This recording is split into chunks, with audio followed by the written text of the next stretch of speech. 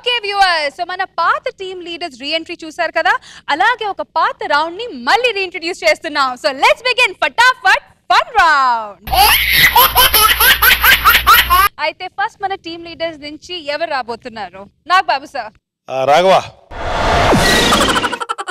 చాలా తర్వాత షణ్గా జోక్ ఆఫ్ ది డే రావడం కొద్దిగా థ్రిల్గా ఉంది, కష్టంగా కూడా ఉంది. ఒకసారి బ్రహ్మానందం గారు ఒక లొకేషన్లో కూర్చున్నారటండి, ఎవరితో మాట్లాడుతున్నారో అప్పుడే ఎంఎస్ నారాయణ గారు కారు దిగి వీళ్ళు లోపలికి వెళ్ళిపోతున్నారు సెట్లోకి. బ్రహ్మానందం గారు అడిగారంట, ఏ ఎంఎస్ నా షర్ట్ ఎలాగుంది అన్నారట. బాగుందన్నయ్య అని వెళ్ళిపోతున్నాడంట.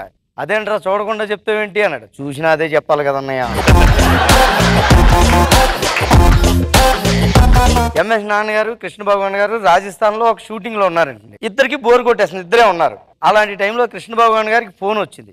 అరగంట సేపు మాట్లాడుతున్నారంట. ఆయన అలా చూస్తున్నారు ఎంఎస్ గారు. అరగంట మాట్లాడడం అయిపోయాక ఎవర్రా అని అడిగారంట.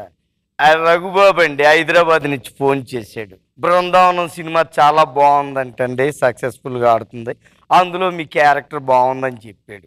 అంటే ఎంఎస్ గారు అందులో నేను చెయ్యలేదురా ఎర్రి పప్ప అన్నాడు. అదే బాగుందని చెప్తున్నాడు.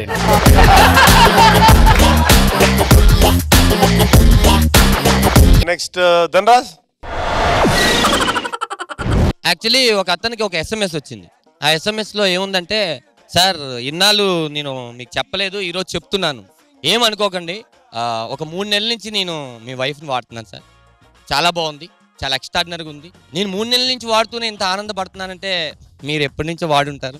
వీలైనంత సార్లు వాడతాను సార్, ఇంకా చెప్పకపోతే ఇది కరెక్ట్ కాదనిపించింది, ఈరోజు నేను రియలైజ్ అయ్యాను, థ్యాంక్స్ సార్, ఇంకొక అవకాశం ఉంటే మళ్ళీ వాడతాను అని పెట్టేశాడు. పెడితే ఇంటికి వెళ్ళాడు. ఇంటికి వెళ్ళి అలా ఆవిడ పట్ట కొట్టి, నువ్వేంటే ఏమనుకుంటున్నావే, ఇలా చేస్తావు నువ్వు అంటే, లేదండి నేను ఎప్పుడు అలా చేయలేదు కదా, నీ మాట్లాడుతూ అనగానే ఇంకో టెక్స్ట్ వచ్చింది అతనికి ఎస్ఎంఎస్. చూస్తే సారీ సార్, కొంచెం స్పెల్లింగ్ మిస్టేక్, నా కీప్యాడ్ పని చేయట్లేదు, వైఫై బదులు వైఫ్ అని పడింది సార్, ఐఎమ్ సారీ అన్న.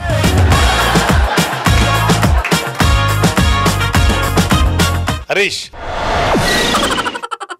సాధారణంగా లేడీస్ పని చేసుకుంటూ ఉంటారండి, వాళ్ళు ఎప్పుడు డిస్టర్బ్ చేయకూడదు. వాళ్ళు డిస్టర్బ్ చేస్తే మనం ఎంత డిస్టర్బ్ అవుతామని ఒక చిన్న ఎగ్జాంపుల్.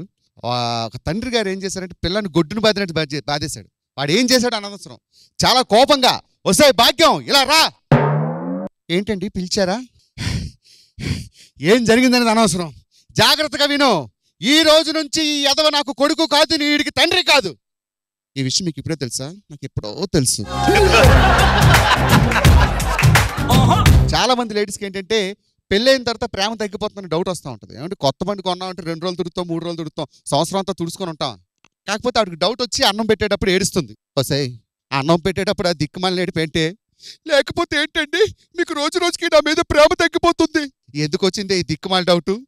లేకపోతే ఏంటండి పెళ్ళైన కొత్తలో నా నోట్లో 3 ముద్దలు పెడితే గానీ మీరు 1 ముద్ద కూడా తినేవారు కాదు, ఇప్పుడు కనీసం 1 ముద్ద కూడా పెట్టడం లేదు.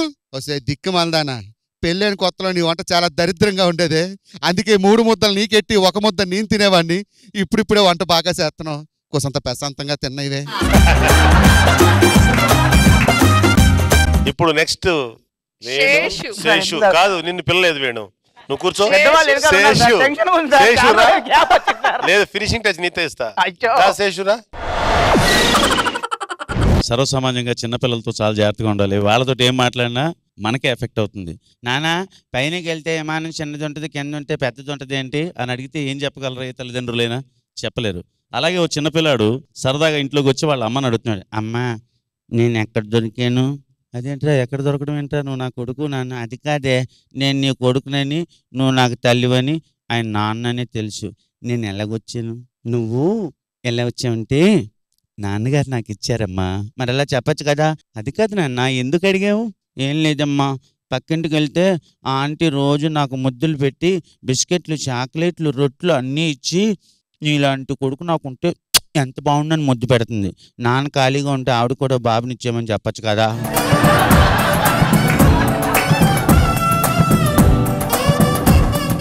ఇప్పుడు ఫినిషింగ్ టచ్ ఎప్పుడు వేణుతో బాగుంటుంది మనకి, చాలా బాగా చెప్తాడు నమ్మకంతో. వేణు. పిల్లోడిని వాళ్ళ ఫాదర్ అడుగుతున్నాడు, రే ఏంటి పక్కింటి అమ్మాయి కదా ఐలో చెప్పాడు ఏంటి? చెప్పాను నాన్న. ఆ అమ్మాయి ఏమంది? ఇదంతా జరగదు నాన్న, మర్చిపోండి. ఏమైందిరా? ఆ అమ్మాయి నన్ను ప్రేమించట్లేదు నాన్న, వేరే 2ని ప్రేమిస్తుంది నాన్న అన్నాడు. 2రా? ఎవరా వాళ్ళు? తెలియదు నాన్న. ఆ అమ్మాయి దగ్గరికి వెళ్ళి ఎవరా 2 అంటే ఐ లవ్ యూ టూ అంది.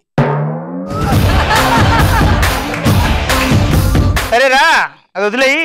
రేపు పెద్దగా పెళ్లి చేసుకోవాలి నువ్వు కదా, పెళ్లి చేసుకుంటే పెళ్లి చూపులో నువ్వు ఏం చేయాలంటే మీ అత్తగారు నీకు సైకిల్ పెడతారనుకో నువ్వు స్కూటర్ అడగాలి. అలాగే నాన్న. మీ అత్తగారు నీకు స్కూటర్ పెడతారనుకో నువ్వు కార్ అడగాలి. అలాగే నాన్న. మీ అత్తగారు నీకు బ్రాస్లెట్ పెడతాననుకో నువ్వు చైన్ అడగాలి. అలాగే నాన్న. నాన్న అలాగే వాళ్ళ అమ్మాయిని ఇస్తానంటే వాళ్ళ అమ్మని అడగొచ్చా?